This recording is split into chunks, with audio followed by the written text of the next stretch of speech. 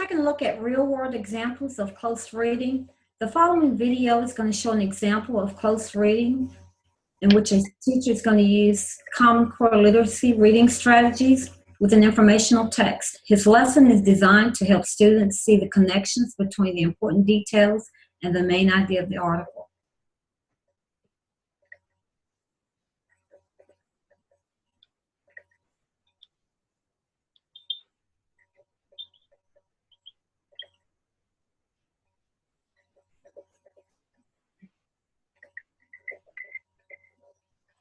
Cambridge, would you mind reading our first learning target today? I can get the gist and determine the main idea. In a newspaper article about... The text I chose for today's class was an article from the Buffalo News about a Seneca school called Faith Keepers that teaches a lot about Seneca language and culture. Look at some of the important words in there. What's an important word in this learning target? Go ahead, Junior. Seneca. This Seneca. Right now, the fifth graders are studying the idea of culture through various case studies. Mainly, they're focusing in on indigenous Native American peoples of Western New York.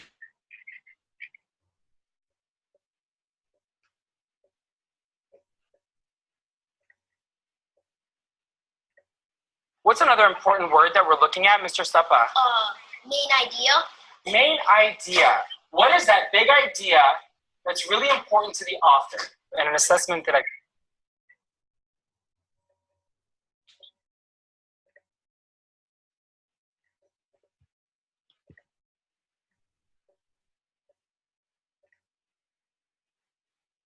given my students recently, I would notice that they weren't picking out really important details, especially as they relate to the main idea. So this lesson was really designed to help kids to see the connection between important details and main idea. What's another important word that we're looking at, Christian? Gist. Gist. What is the gist? I'm asking you to jot the gist in the margin. What are you writing about? The important parts of the story or article. Yeah, or what it's about, right? Today we're going to be starting a close read of a brand new text. I want you to think about all the close reading we've done before. We do a close reading process in my classroom, and it's often a multi-day process. And the first time kids read, they're reading just to get the flow of the text from the beginning to the end. This is sort of a low stakes moment in reading. I want you just to read for the flow, all right? Show some perseverance. The second time they go back to the text, they're annotating it in several different ways in order to help them understand it. Circling important words and jotting the gist in the margins. If you're having a hard time, if this text feels really difficult to you, what is something you can do as a reader to help you to get through it and to make it a little more manageable?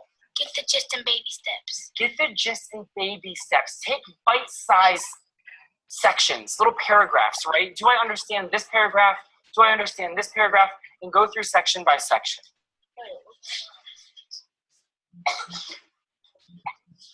I started reading the article by reading the whole thing just for the flow. I used to do a lot more scaffolding and pre-reading activities before I let kids have a turn with the text. Something I've noticed about my students is that now that they're used to reading a text on their own for the first time and trying it out, they've shown a lot more perseverance. And then I read it again, underlined all the important words, like traditional, school, and some of the names.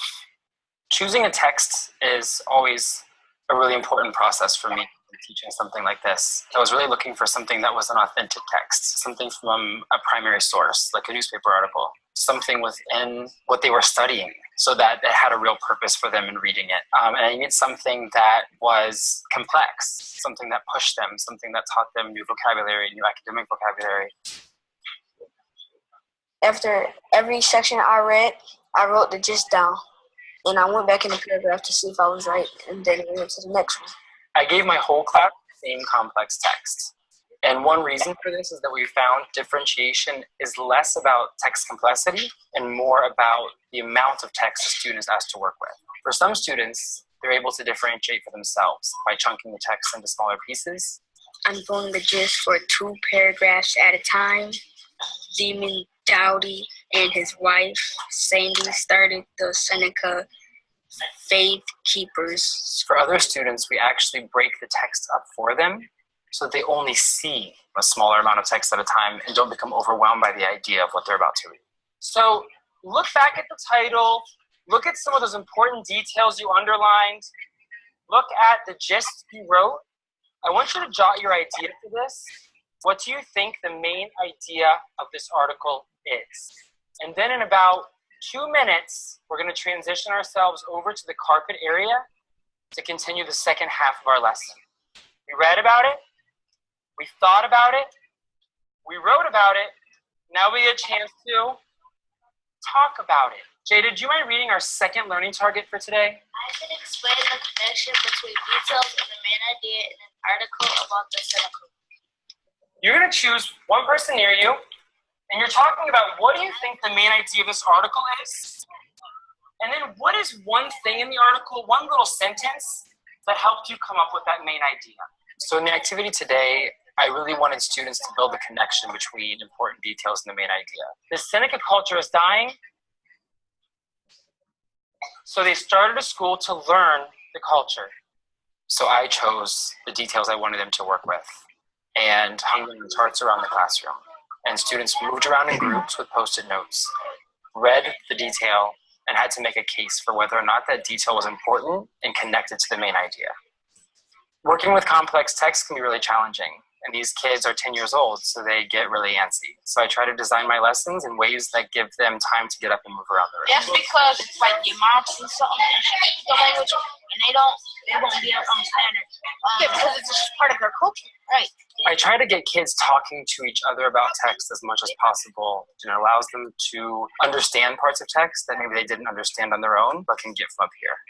I want to debrief with this question. What detail did you think was important? How did it connect to the main idea?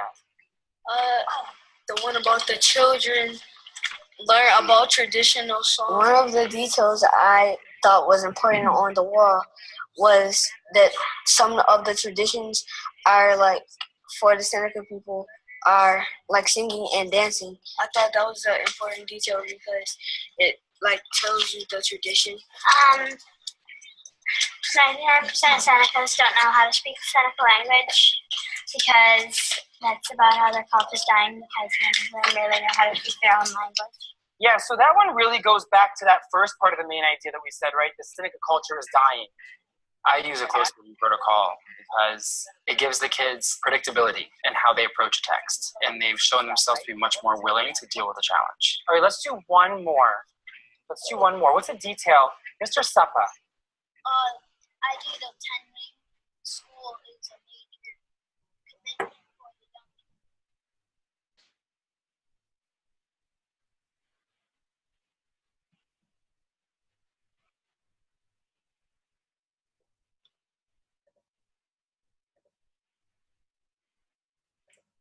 This next video is also an example of close reading being used in the classroom.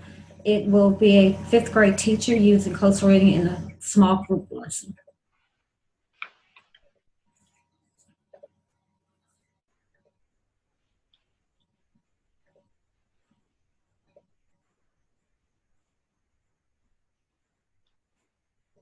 General Washington never said very much. He was tall with a quiet voice.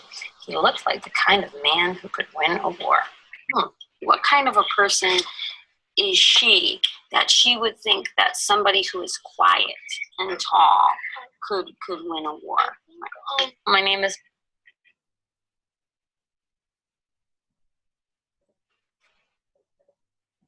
Meg Smith, and I am a 5th grade teacher at the University of Hartford Magnet School. I've taught here for the past 5 years. This year, my class has 17 students in it. I have 8 girls and 9 boys. They're from a variety of areas, suburban and urban. I have students from Hartford. I have a good number this year from New Britain. And I have a variety of students with different needs and different interests. The unit that we're working on in Reading Workshop is Unit 4. It is nonfiction research projects, and that kind of picks up off of Unit 3, which is nonfiction, and we're just having the kids dive into it and really pick an area of interest and examine different sources, put it together to really research and think deeply about their topic. And then they're going to produce an essay during their writing time because they're working on argumentative essays. She probably knows because she's quiet, and so she can keep secrets. So she can probably tell that who can keep secrets or not by their facial expression. Close reading is really having students look deeply into the text beyond the words and really having them ask themselves, what is the author trying to have me understand, and what does that mean, and why it's important. And it really just has the students internalize the text and understand it on a deeper level. The Common Core standards are extremely rigorous, and they really ask the kids to go to a much higher level. I've been teaching 5th grade for 11 years, and I'm asking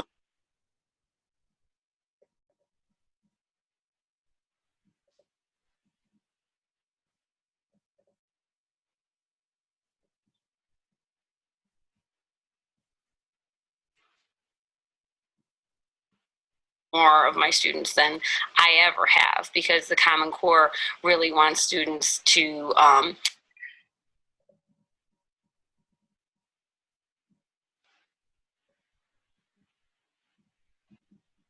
analyze text and also be able to talk about text and internalize it, pull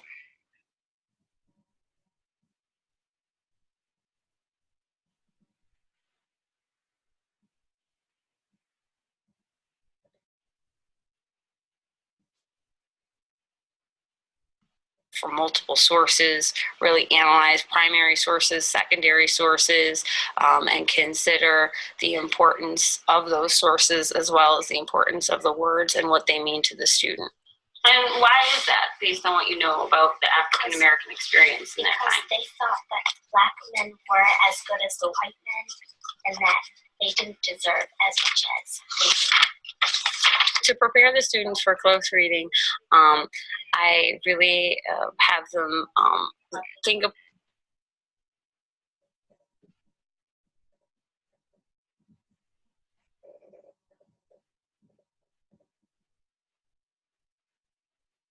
about the text, give them questions ahead of time, and I have to kind of lay it out for them before they can really internalize those questions, because the idea is to have them do it automatically, but before you can do that, you have to model it. You have to give them the questions to ask. I also want to give it to them in a variety of ways: written, verbal, having them take their own notes and looking at the notes and seeing which way they, what types of questions they really look at, and maybe seeing what questions they aren't asking.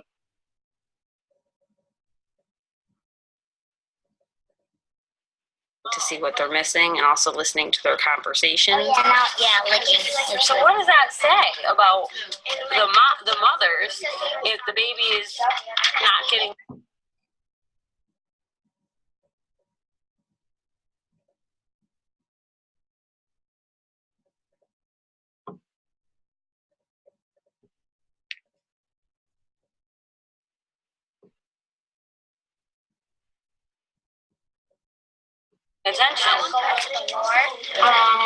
They're too busy into their work.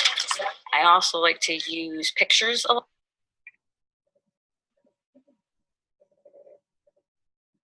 Because it kind of levels the playing field, because students who are not reading at the same level as others, they can have a basis for comparison, and it lends itself very nicely to beginning the act of close reading.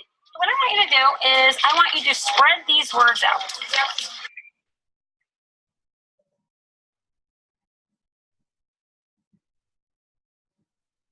We're going to take a look at some important words that I pulled from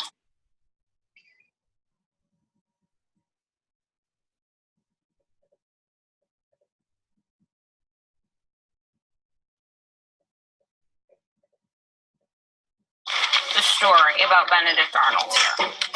Okay, so some of these words I think you're going to know, and some of these are going to be unknown words to us. Okay, so that's kind of that second question about really looking at the words and seeing how the words are important. So you've got foolhardy, impertinence,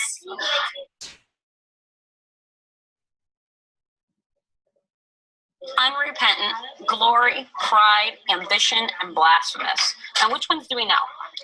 One of the things that went well today in a close reading small group was when I pulled vocabulary words for the students and to get them to kind of discuss and go into the text and really think about how the words identified with the character that they're reading about, Benedict Arnold. They were really able to find a specific piece of text evidence and link that to a word.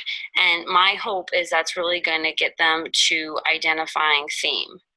Because if they're noticing these words and noticing a pattern of the words, they're going to notice a pattern in the character, and then they're going to be able to apply that to theme and really understand what drove Benedict Arnold to do what he did.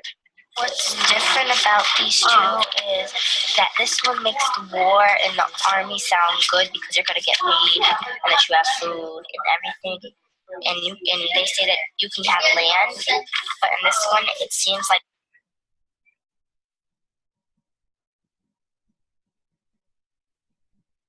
this boy doesn't really want to go at all. In this small group right now, I really want them next to become a little bit more independent. I want to pull back as a facilitator, and I want them to start to facilitate a little bit more. Once they see me model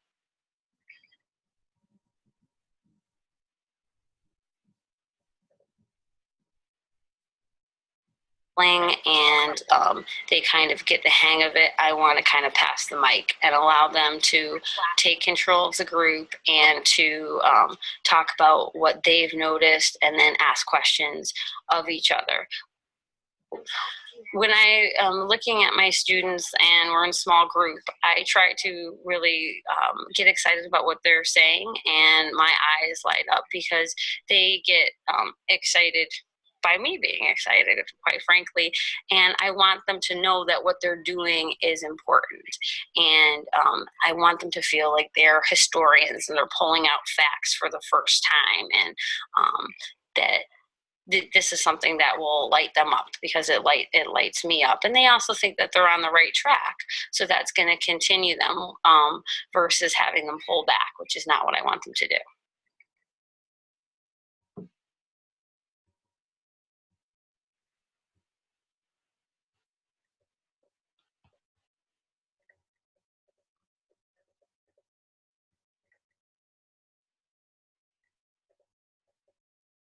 This is a one-page fiction reading that's used in a second and third grade classroom as practice for close reading. At the end of the passage, it also has questions that can be used with any story, and this is a text example of close reading.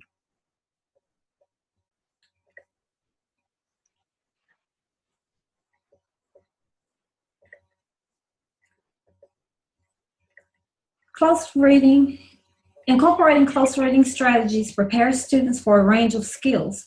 Regarding formative performance tasks, prepares students for fluency, reading comprehension, vocabulary, writing, and regarding diagnostic tools, close reading prepares students for word level reading, foundational skills, independent reading levels, and shared research projects.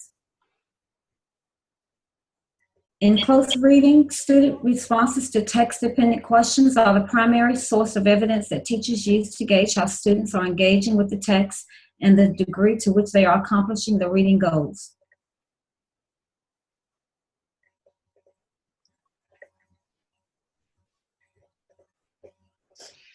What should parents know about close reading? It is important for parents to understand the impacts of using close reading in the classroom. Positive impacts of close reading. Through close reading, students are able to read increasingly complex text independently.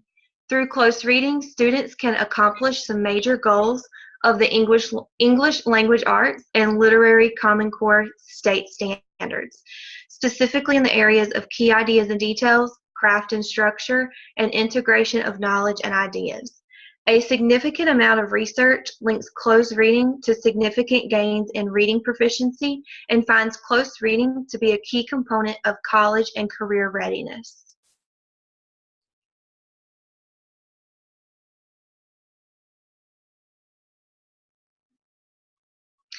It is important for parents to understand what close reading is and why it is being utilized in the classroom as a tool for reading.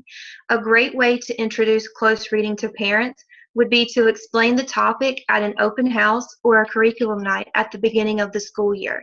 A great way to do this would be to show a short informational video explaining exactly what close reading is and what their child or children will learn from utilizing close reading in the classroom. The video below is an example of an informational video that can be utilized during an open house or curriculum night.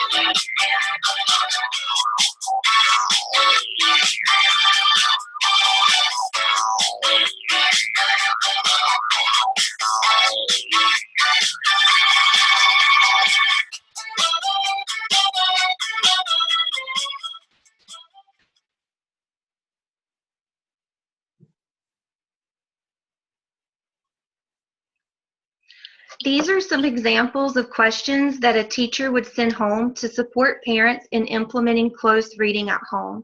It helps them understand what types of questions should be asked during a first read, second read, and third read.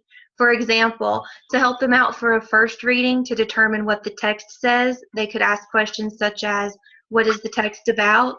Or what was the character like and what did they do in the story? A second read is to figure out how the text works. So asking questions such as, who is telling this part of the story? Or what is the author's purpose for this section? And for a third reading, to analyze and compare the text, parents can ask questions such as, what information do these illustrations add to the text? Or how does this picture differ from what the author wrote? And what reasons does the author give to support an idea from the story?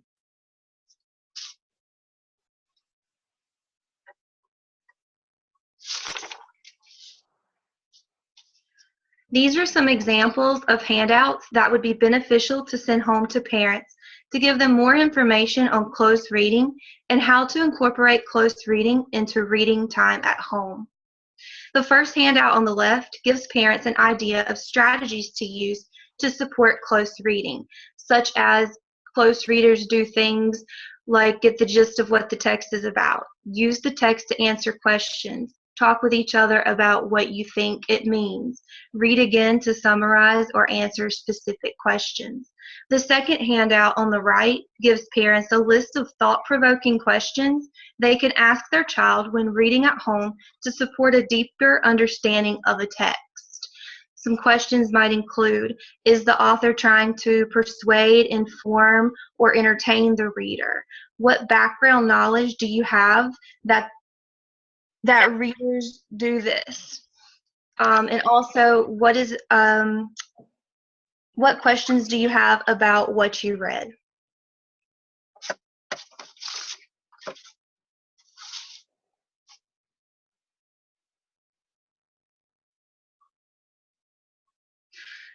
This handout is another great resource to give out to parents. It explains some important aspects of close reading, such as choosing books that are an appropriate reading level for their child, how reading can become a part of family time, how to read with a beginning reader, and the importance of checking for understanding of a text.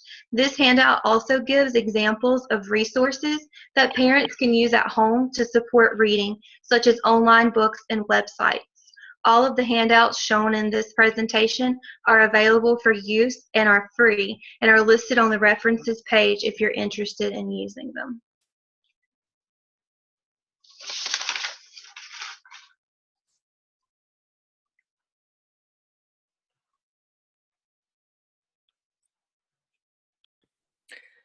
Okay, current thoughts on close reading. The need to find and implement effective reading strategies is ongoing. There are arguments both for and against the use of close reading, as noted in the following Intelligence Squared debate. Berkeley, which really is pretty illogical that hadn't been done before. They brought in people from the business community to talk about what skills they needed their employees to have. They brought in content experts. They showed the standards to the associations that represent teachers in mathematics and English language arts, and they took in their input.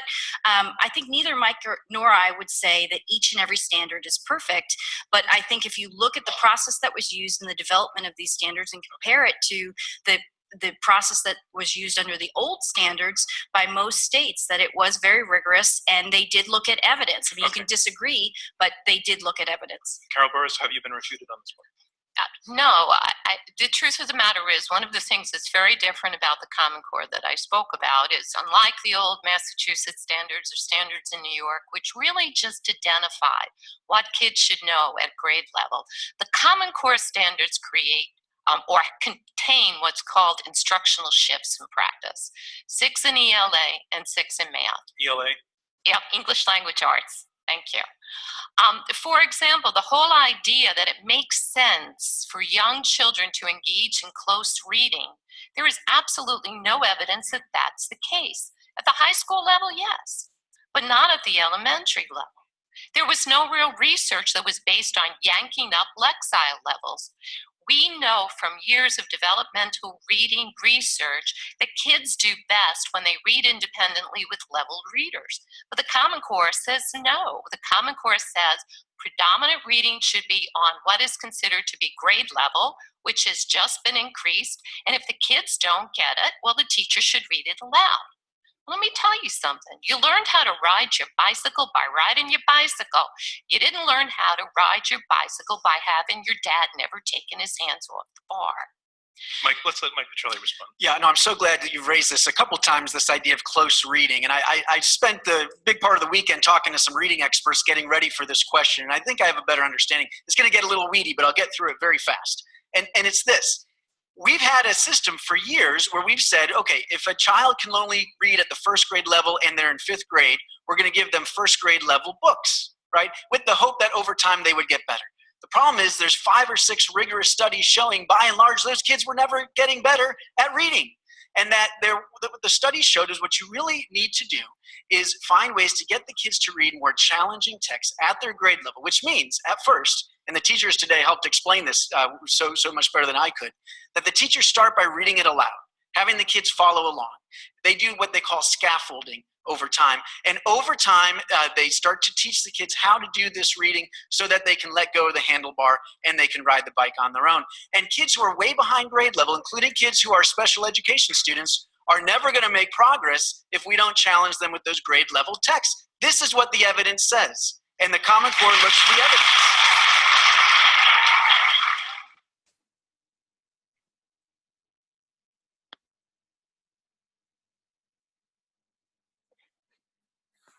With the debate going on, a response to an Education Week teacher blog post on the topic of close reading, Rita Platt responded with the following statement: "Close reading is being applied in wildly inappropriate ways and is displacing real-world reading experiences." So if we are going to use close reading effectively, then how should children be reading?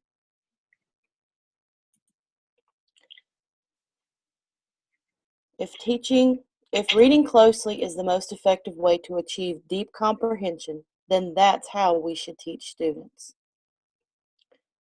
So in order to better understand exactly how close reading differs from previous reading strategy instruction methods, a side-by-side comparison is offered by Lilac, the Literacy, Language, and Culture. Reading strategy versus close reading. Before reading, strategy instructions were to set a purpose for reading, preview the text, activate background knowledge, and predict. Whereas with close reading, the pre-reading strategy is simply to pertain your elements of thought. During reading, the strategy instruction included cross-checking, reread, predict and confirm, skip, read on, and then go back, and then connect background knowledge to the information in the text. Whereas with close reading, there are different levels. You have a close reading level 1, which is the first step to understanding. Close reading level 2 is a reader's mind constructs the author's thinking.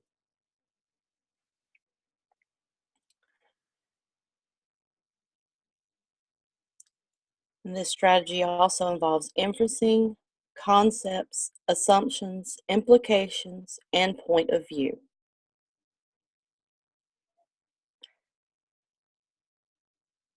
The after reading strategies between the two are different in that previous methods you had to retell and summarize, use a graphic organizer, draw conclusions, and then reread. Whereas after reading with close reading involves elements of thought, purpose, question, information, and then the author's purpose.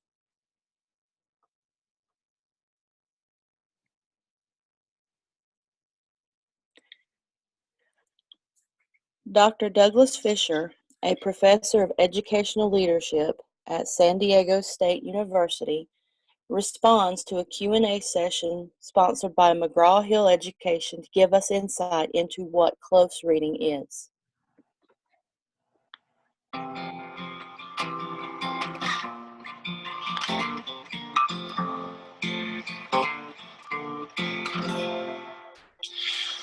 I'm Josh Bicknell with McGraw-Hill Education, and I'm talking today to Douglas Fisher about close reading and how it relates to the Common Core state standards. So Doug, how would you describe close reading? How would you define it? A close reading is a careful and purposeful reading. Well, actually, it's rereading. It's a careful and purposeful rereading of a text.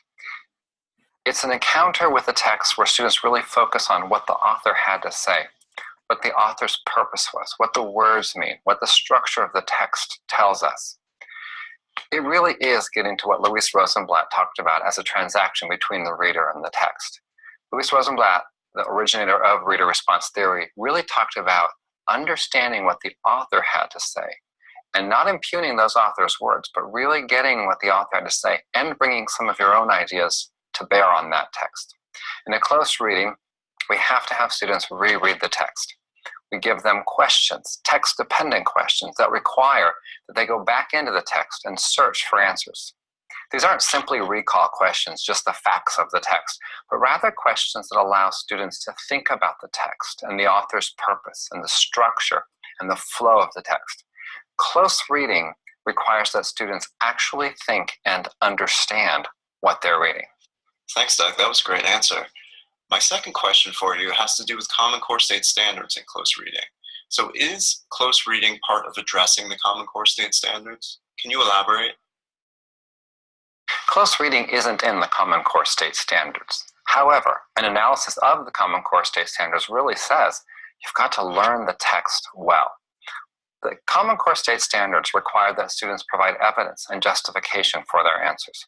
The only way we know how students can do this, that they really learn to provide evidence and justification, is if they closely read. When we have students really read carefully, they pay attention to the words, the ideas, the structure, the flow, and the purpose of that text, they're ready to answer more complex questions that require that they really think about what the author said and compare that with what they know, what they believe, and what they think. Doug, thank you so much for talking to me today about close reading and the Common Core state standards. So tune in next time, we'll talk to Doug about what close reading looks like in the classroom. So stay tuned. Thank you.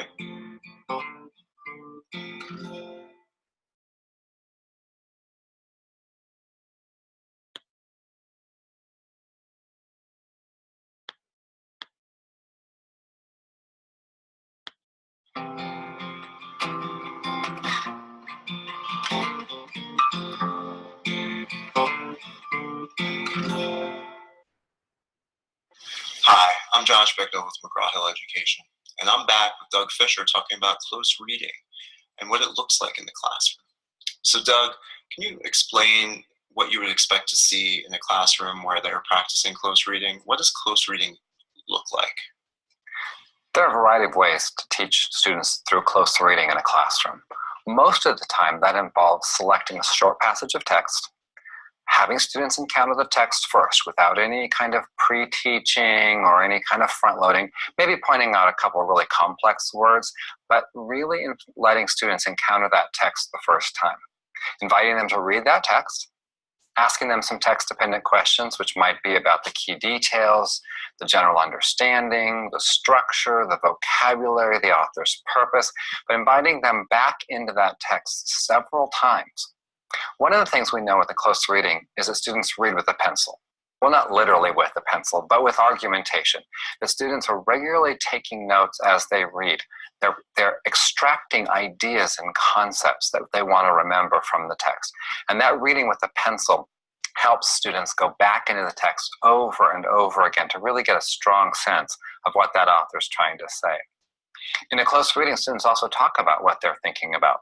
They share their evidence with peers. They use argumentation. They agree, they disagree. They ask for evidence. They provide evidence. They offer counterclaims.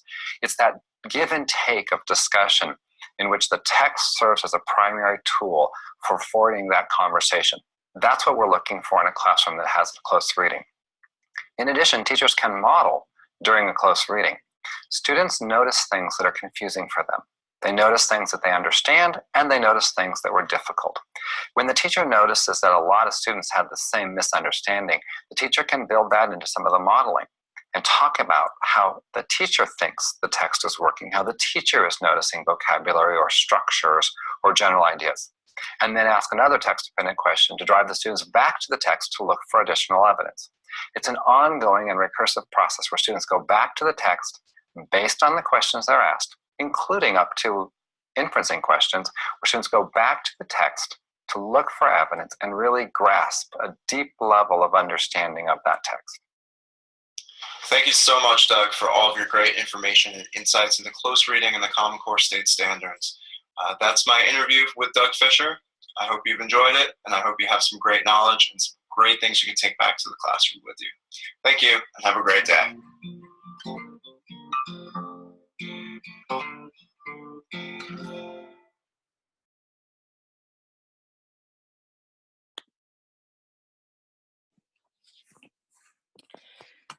So in order to effectively teach students how to read using close reading, we must teach them how to use the questions as they follow along. Who is speaking in the passage? Who seems to be the main audience, or to whom is the narrator speaking? What is the first thing that jumps out at me, and why? What's the next thing I notice? Are these two things connected? How? And do they seem to be saying different things? What seems important here? Why? What does the author mean by, and what exact words lead me to this meaning? Other questions students should consider using close reading strategies are: is the author trying to convince me of something? What and how do I know? Is there something missing from this passage that I expected to find? Why might the author have left this out? Is there anything that could have been explained more thoroughly for greater clarity? Is there a message or a main idea? What in the text led me to this conclusion? And how does the sentence or passage fit into the text as a whole?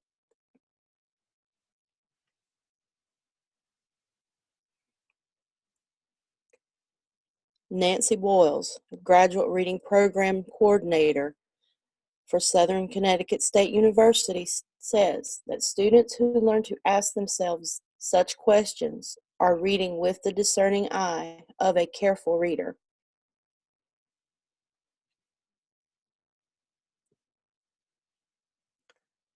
So what must we keep in mind to effectively incorporate close reading into the classroom?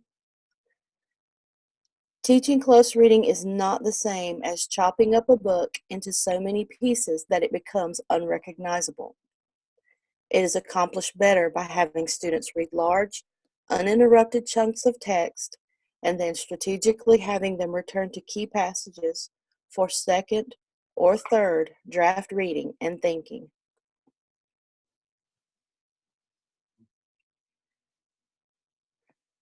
The close reading PLT follow-up activity. Using slides 14, 16, and 18 from the close reading presentation, complete the following activity. 1. Choose a text that is close reading appropriate. 2. Compose 3 questions that students would answer the first time they read the text.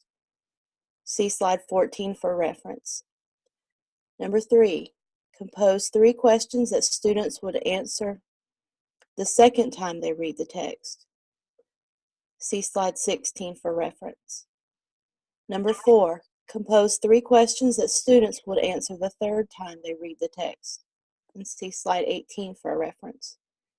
Remember, all questions must be able to be answered using evidence from the text.